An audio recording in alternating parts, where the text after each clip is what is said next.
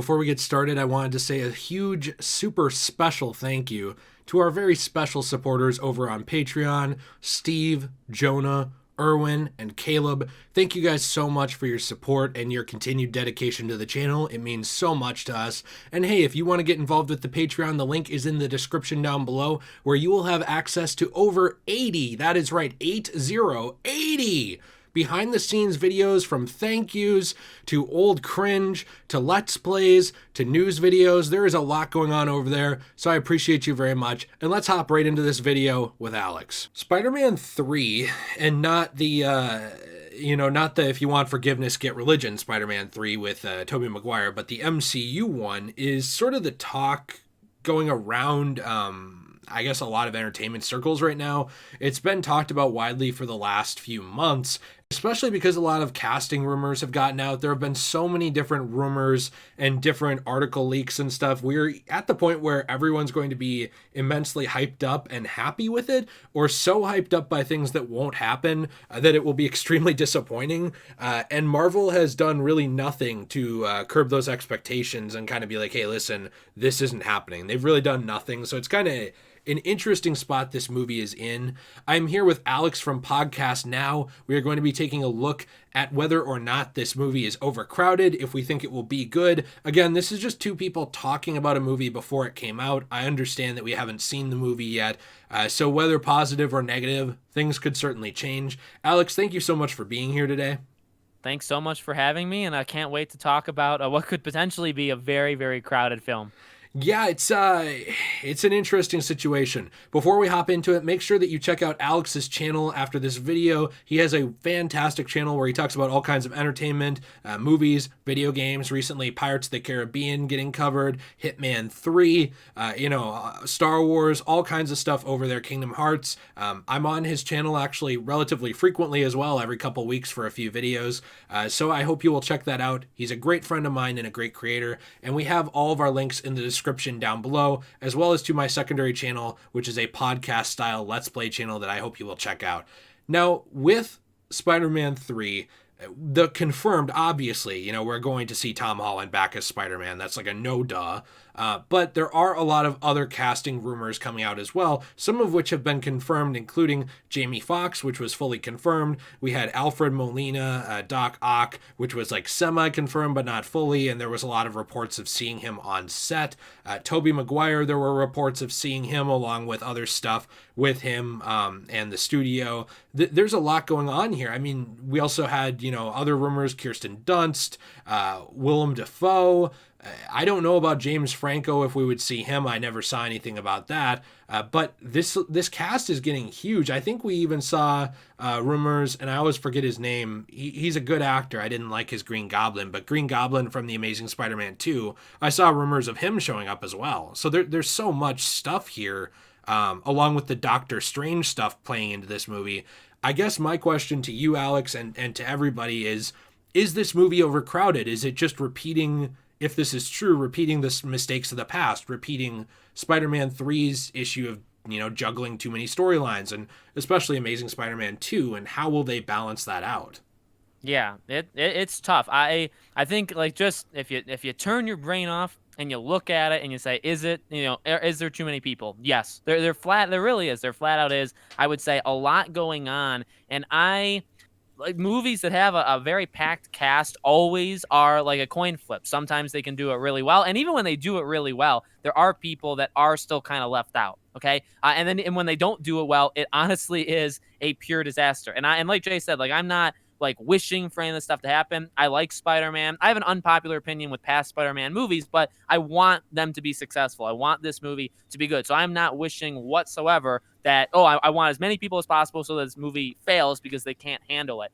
But I just think, I don't know. I really don't know if they'll be able to handle it all. And I think, even what Jay kind of alluded to earlier, it kind of comes down to expectations. Whenever you have a movie that's going to have this many people, and again, they're not all confirmed, but honestly, maybe there's people that we don't even know about that will be in it. So even though we have a huge list and maybe only half make it, maybe there's other people altogether. So I don't know. You can pull it off, but even if you do, or say you don't, it really comes down to the people, us, or how Bane would even say it, right? It's how much are you expecting to see Tobey Maguire? How much are you expecting to see Andrew Garfield? How often are you expecting to see any of these characters? And then there's also the main star, Tom Holland. And also, by the way, MJ with, Zendaya. I think the best part by a mile and a half, Far From Home is them two. Their relationship as just Peter and MJ is phenomenal. It's super super good. I love them together. I think they're absolutely amazing. So I don't want this movie to be so focused on all this other stuff. And then you have rumors of the first half being where they have to prove his innocence, which is where Daredevil comes in, right? And you have all that stuff going on. Charlie Cox, like how many people are you having, and are you going to have any time to expand upon the base characters? Because if you think about it, if there's going to be more Spider-Man movies, you're still going to have Zendaya, MJ. You're still going to have Tom Holland. They need to grow in this movie, and if you have too many people, you take away even from the main stars. You either take away from the main stars, or all of these people are literally just cameos, and then I think more often than not, you're going to disappoint people. Yeah, I think so too. And so these are my predictions. Well, first off, I want to say from what you said, it sounds like you're in the camp of let the past die, kill it if you have to. No, I'm just messing with you. Here's the thing with this, and this is just my prediction for this movie. My prediction for this is that this is being used as sort of a Spider-Verse movie. I don't know if it will be called Spider-Verse, but that's really what this seems like. A lot of people have said that. That's nothing new. However, the spin on this that I will put is the fact that we know a while back Sony was actually talking about moving away from the MCU with Tom Holland's Spider-Man eventually, pulling him out of the MCU. And yes, there would be a backlash to that, but if done well, it could happen. And here's the thing with this. Yes, right now, Peter Parker exists in the MCU universe. We're moving into a new phase. I mean, it's already happened. A lot of it is TV shows. With movie theaters looking less and less profitable, we might also see a push a little bit away from some of those characters that are more of movie characters anyways, into things like WandaVision or Falcon and Winter Soldier, Loki, all this stuff that's still high budget but easier to do. If you set this up this way, you could essentially have a multiverse crossover where you have this Spider-Man with all the previous ones, showing off that these Sony universes still exist, with Doctor Strange getting involved as well, and then knowing that Spider-Man is likely going to appear in Doctor Strange Multiverse of Madness, you could branch Spider-Man off into the Sony universe as his own thing. Sony is clearly trying to build, Morbius, Venom, all this stuff that they're trying to do. They have movies. I think they're working on a movie about Black Cat, if that's still in production. They are trying to build their own universe, and I think that they are trying to shuffle their way out the door of the MCU. That is what I truly think. I think that they have used the MCU to regain good graces on this Spider-Man. It's something where maybe hey, look, this Peter Parker, he was basically a prodigy of Iron Man. He died. He went through all this stuff. He came back. He went through these adventures with MJ. But these characters are getting shuffled out the door into their own universe through the multiverse and with these other characters. I honestly wouldn't be surprised to see that with all this casting the way they're going, and the fact that this contract is running out soon. I believe the contract for Tom Holland's Spider-Man to be in the MCU is literally just this movie and one more appearance in a side movie, which pretty much everyone thinks is Doctor Strange Multiverse of Madness. So I guess what do you think about that? I truly think that Sony thinks that they don't need to be involved in the MCU permanently and wants to build their own thing. Do you think that they would go in that direction? Do you think this is building blocks for that? I guess I kind of want your opinion.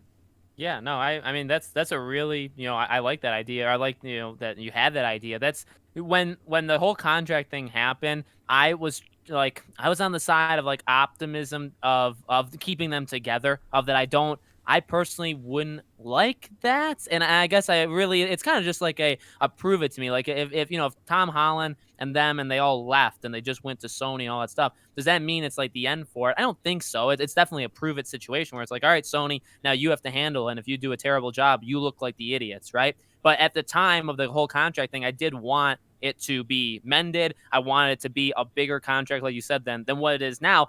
The thing I always assumed is they would just do another contract that would keep him going. Because you got to imagine the future Avengers movies is going to be built around youth, and they're not going to even do an Avengers movie in this phase 4. They're going to wait till the next phase. So you got quite a while. And Tom Holland's 24, turning 25. So could you do it with him? And or maybe you decide at some point of his lifetime that okay, he's done enough for Spider-Man. He's been Spider-Man long enough, and we're done anyway. So it definitely is interesting. I think you're definitely onto something. I mean, like I look at it. I try to look at it like an optimistic way where they put it together. But if you really look at it, I think your way makes complete sense. That literally looks like what Sony has been doing. Let's keep them in there just long enough. Let's make this Spiderverse movie, which, by the way, is going to everybody's going to know about this film, right? Whether it's good or bad, everybody is going to see it. Everybody's going to know about it. You're going to have a lot of eyes on it. And if you're just using it kind of in a negative way to get away from them, I mean, you did your job, right? Or you did what you wanted to do. I don't think that's a good idea, mainly just because I have zero faith in Morbius. Venom is very much just okay. I don't think Venom 2 is honestly going to be all that special. I know a lot of people are very excited for Venom. I get that. But I don't know. I don't think they have the greatest track record, especially with the Andrew Garfield stuff. So if they do leave, not very good. But obviously, I think a lot rests on this movie in the first place. Yeah, I do too. And that's the thing. I do want to say, by the way, my thoughts on what they could be doing is not saying that I want to see it, just like Alex said. I think that this is something that would be... I have very little faith in Sony. I don't think, outside of Spiderverse, I don't think they have made a really, really objectively good, and I'm talking good writing down to the core, superhero or Marvel-ish movie outside of the MCU since Spider-Man 2. Spider-Man 3 had so many problems. Amazing Spider-Man, I think, had a lot of problems. Even if you love it, that's fine. I like it. Amazing Spider-Man 2, I thought was a mess. A lot of people really disliked it. And it was very easy for Sony to pivot away from it. They clearly didn't care that much at that point. It's just interesting to me that anyone would trust Sony to fully, do these things well when they have a track record of dropping the ball outside of 2 entries from Sam Raimi, and the third one, they forced him to do stuff he didn't want to do, which caused problems. I mean, all the problems with the Sony movies are really, I think, on Sony, so it's hard to trust them going forward if they want to branch this out into their own universe. And really quick, just to bounce off what you said about, the future things going ahead on youth, we know really well what they are trying to do. And you can be a fan of this, you can hate this. I'm not trying to get into the political aspect or anything like that of this, but we do know that they are trying to shuffle some old characters out the door, wrap up their storylines, and bring in some new ones. We've seen that. They're trying to cast America Chavez. They're trying to cast Kamala Khan and get her out there into the storylines. A lot of these characters are younger characters that most people don't connect with, but I think that they fulfill the type of character that Marvel is trying to make going forward, as what they see as, I guess, bankable or good for the story, no matter how you feel about it. I don't know. I don't know if Spider-Man fits that mold of what they're looking for going forward in the MCU. I don't know what they really want to do long term. And I don't know if Sony was dead set on doing their thing, if the MCU could even convince them. Because, Alex, if you say, well, I will fund this thing and you'll get, I don't know, $500 million. But if you fund the thing for $200 million, you might get $1 billion. You might say, well, I'll take my chances, get, more money. I could see Sony doing that as well. I don't know. Is there anything I said that you want to bounce off of, or any final thoughts? I think it's a little concerning, I guess. Yeah, I mean, well, the contract, I don't remember the specifics of the contract, but remember, both of them kind of went back and forth of, how big of a percentage they wanted out of the whole thing, and it was crazy, right? And it really did become a thing where it's like, well, then Sony, you just take it, and you just do it, and you just, again, just assume that you're gonna, I guess, have faith in yourself that you're gonna be able to nail it so you make all that money back, because the deal with Marvel was actually pretty solid, and they I mean, obviously, Sony wanted more of it, Marvel didn't want to give them as much of it, but it's tough. It's honestly really tough. And like you said, it's been a long time since any good movie of Spider-Man, and some people maybe have problems with this movie or that movie, but it's a rough road. And like you said, last thing I'll bounce off of, I really do agree with what you said with the younger cast. To be flat out honest with you, past the TV shows, the ones like coming up like this year or next year, because after that, then it really does start to get really out there. And then beyond Doctor Strange 2, it really is a completely new Marvel world. And I'd like to see Tom Holland be a part of it. So now I'm actually going back and forth. I want to see him as part of it, but to be honest with you, I don't have a lot of confidence in. I've been pretty vocal on that I don't have a lot of trust in them. I think it can get very, very bad very, very quickly for them. That their golden age may have already came up, but at the same time, I would like to see Tom Holland be a part of it. I don't know. I really I don't see him really as a part of the Miss Marvel stuff or any of that stuff. So we'll have to see how that all works out. Yeah, I completely agree. It's hard for me to tell what direction they're going in terms of if this is all organic, that they're trying to write these things in a positive way and tell good stories, or if they are just trying to shift gears to capitalize on frustrations in the world. It's very hard for me to tell. Wherever you fall, let us know. I mean, I'm interested. I only speak for myself, but if the stories are good, I'm open to it. But if it's just, let's include Kamala Khan because we can't get her successful in the comics and we need this person here, I don't really have faith in that either. So if that's the case that Marvel's going for, then I'm stuck between, do I trust Sony, the people responsible for botching Spider-Man 3, which is a movie I still love, or do I trust the MCU in all their glory being inorganic? I don't know. That's a rock and a hard place, I think. Anyways, let us know what you think in the comments down below. Do you have faith in this movie coming up? Do you think it is overcrowded? Do you think it will be done well? What do you think it will lead to? I truly do think that Sony is trying to push away from the MCU, but I could be completely wrong. Let us know what you think in the comments down below. Be sure to check out Alex's channel and subscribe to that. And I hope that today is the day that I've earned your subscription on this channel and that you will check out my social media and my secondary channel where we talk about just a lot of similar topics. Have a fantastic day, everyone. And as always, stay shway.